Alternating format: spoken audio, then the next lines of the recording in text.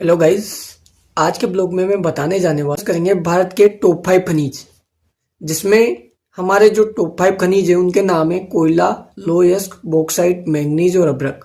सबसे पहले मैं बात करता हूँ कोयला की।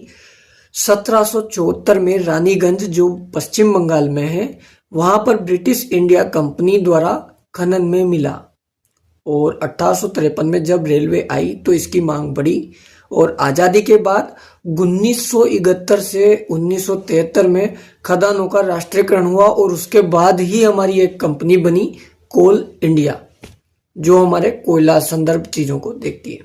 यह तो बात हुई कोयले की। दूसरा खनिज जो आता है वो है लोहयस्क।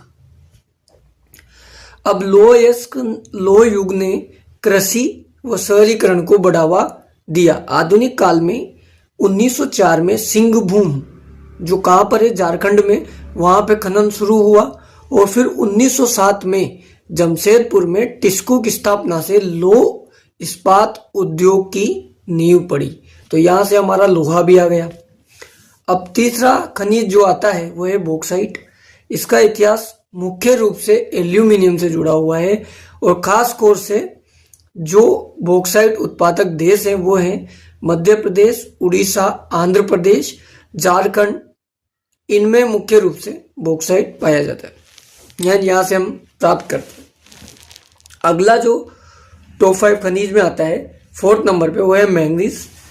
इसका इतिहास 19वीं सदी के अंत में यानी कि 1892 में होता है और इसका जो है आंध्र प्रदेश के एक जिले श्रीकाकुलम में इसका खनन शुरू हुआ और मोस्टली ये कहाँ पर यूज होता है, इस्पात उद्योग का कच्चा माल जो होता है उसके रूप में मैंगनीज को यूज किया जाता है। अब लास्ट जो खनिज आता है हमारे पास वो है अभ्रक। इसका इतिहास प्राचीन काल से जुड़ा हुआ है। मोस्टली अभ्रक यूज होता है आयुर्वेद, सजावट की चीजें और इलेक्ट्रॉनिक्स में।